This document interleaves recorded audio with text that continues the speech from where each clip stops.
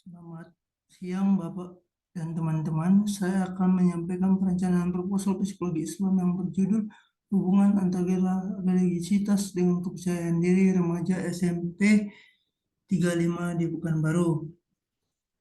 Izinkan saya memperkenalkan diri saya. Nama saya Brahma Dwika Ginting, NPM 208110067, mata kuliah Seminar Psikologi Islam, kelas F. Dosen pengampunya Bapak Syahri Ramadan SPC MC. Baik, kita lanjutkan ke slide kedua. Rencana judul proposal yaitu mencari tahu apakah adanya hubungan antara religiositas dengan kepercayaan diri pada remaja SMP 35 Pekanbaru. Berikutnya ada penjelasan latar belakang. Kepercayaan diri sangatlah diperlukan oleh manusia. Percaya diri tidak bisa bertumbuh secara sendiri, tetapi rasa percaya diri itu harus dipupuk secara kecil. Kepercayaan diri bisa bertumbuh dengan teman saya dan juga tentunya tetap dilatih berulang-ulang kali. Seseorang yang memiliki kepercayaan diri ini juga dia berani untuk menampilkan kemampuan berdiri dirinya di depan orang ramai. Kepercayaan diri merupakan salah satu aspek psikologis yang harus dimiliki individu termasuk remaja. Kepercayaan diri ia adalah hal yang berpengaruh dalam praktik hidup dan kehidupan manusia. Sehingga apapun yang dilakukan tanpa adanya kepercayaan diri, hasilnya tidak akan optimal. Rasa percaya diri bukanlah semata yang berkaitan dengan pergaulan dan tampil di depan umum seperti berbicara, berpidato, dan lain sebagainya. Tetapi percaya diri tersebut bisa juga dengan berkaitan dengan religiositas ketika remaja tersebut menjalankan ibadah. Pastinya siswa-siswi tersebut merasakan kepercayaan diri berkurang, misalnya merasa cemas atau takut menghadapi suatu masalah. Fenomena-fenomena siswa maupun siswi yang kurang percaya diri di kelas termasuk memimpin menyiapkan kelas. Wali kelas tersebut juga merasa banyak siswa yang pendiam karena takut kurangnya percaya diri ketika dipilih untuk menjadi ketua kelas. Karena dampak dari diamnya siswa-siswa tersebut menjadi ketua kelas yang dilaksanakan tidak berjalan lancar. Melalui wawancara di atas dapat diketahui bahwa fenomena kurangnya kepercayaan diri yang dialami oleh siswa dapat mengakibatkan kerugian bagi siswa itu sendiri. Seperti contohnya tidak ada yang mengajukan menjadi ketua kelas, yang pada akhirnya tidak ada yang mencalonkan diri menjadi ketua kelas. Selain merugikan bagi kalangan siswa, ketidakpercayaan diri siswa juga dapat merugikan pihak lain. Salah satunya adalah wali kelas tersebut juga dapat karena membuat pengajar menjadi terhambat. Beberapa siswi SMP 35 Pekanbaru juga ditemukan ada memiliki masalah dengan kepercayaan diri, seperti merasa minder ketika berhadapan dengan orang lain, cenderung diam bila disuruh menyiapkan dalam kelas, malu-malu untuk menyampaikan pendapat dalam kelas, merasa ragu pada saat praktek memberi kultum di depan teman-temannya sesuai sholat berjamaah. Perumusan masalah berdasarkan identifikasi dan analisis masalah, maka permasalahan dapat dirumuskan sebagai berikut. Yang pertama, apakah adanya hubungan di antara religiositas dengan kepercayaan diri siswa atau siswi di SMP 35 Pekanbaru?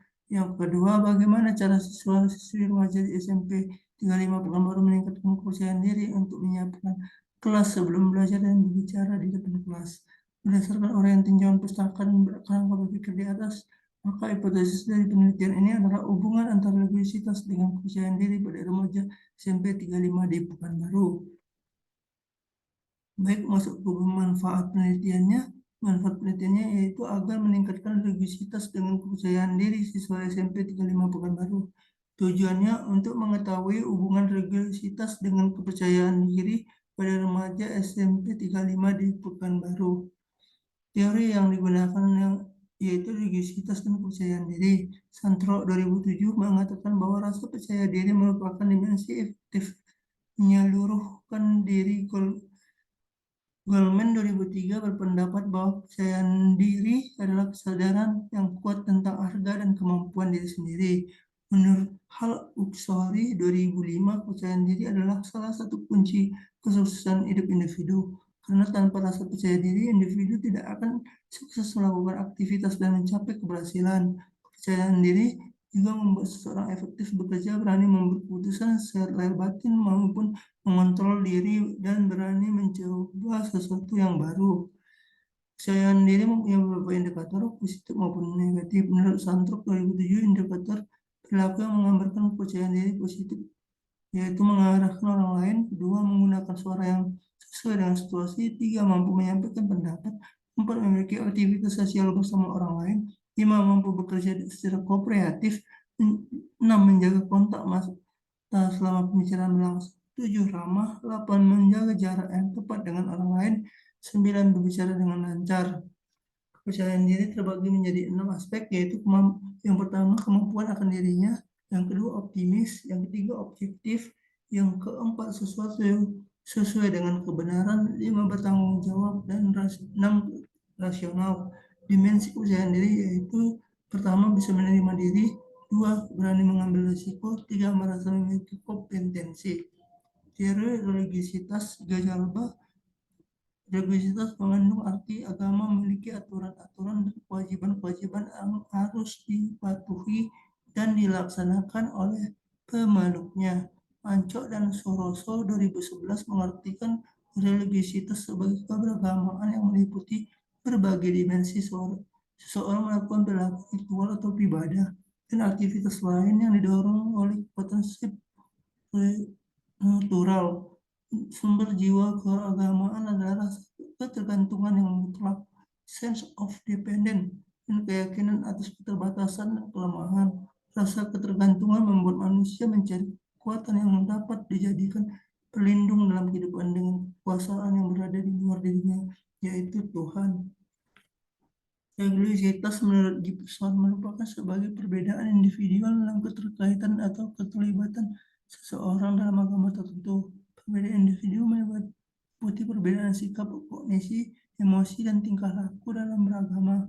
Religiositas dapat diukur atau diamati sebagai variabel kontinu dan dikategorikan sebagai religiositas maupun kurang atau tidak religius. Indikator religius yang pertama keyakinan.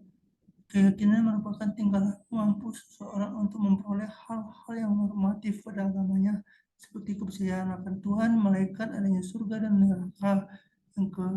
Yang B, praktik agama. Praktik agama adalah hierarki seseorang untuk melaksanakan dan kewajiban-kewajiban ritual keagamaan.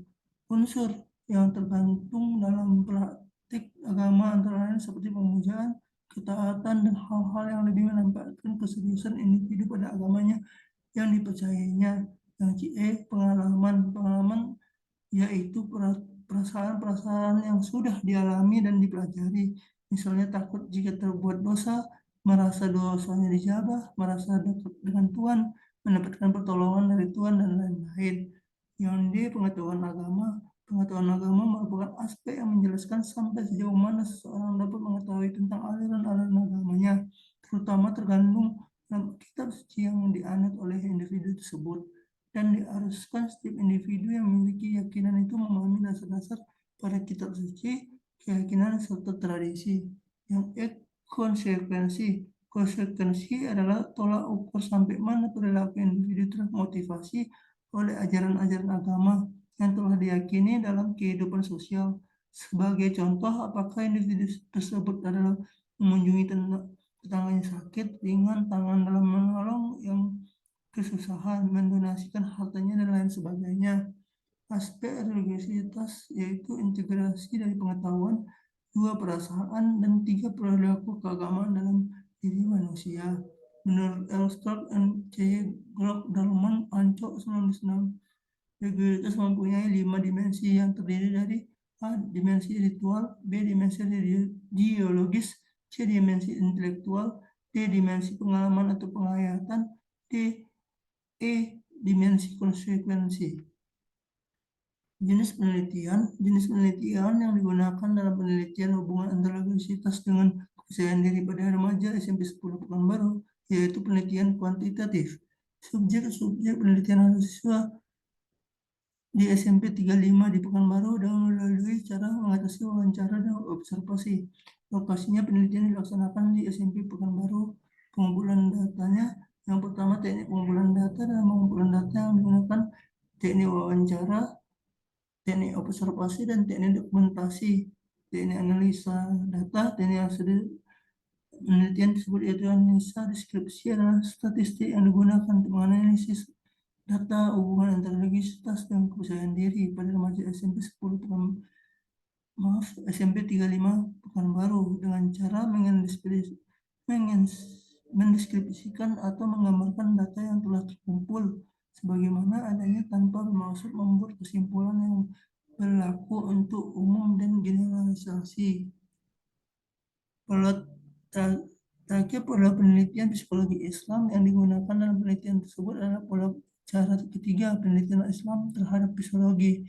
Pola ini berdasarkan pandangan Islam adalah sumber ilmu pedoman dan tata nilai bagi kehidupan manusia, dinilai menurut pandangan ajaran Islam yang bersumber dari Al-Quran dan Hadis. Baik, berakhirnya presentasi dari saya meminta maaf jika ada kesalahan tutur kata atau tulisan. Terima kasih Bapak dan teman-teman.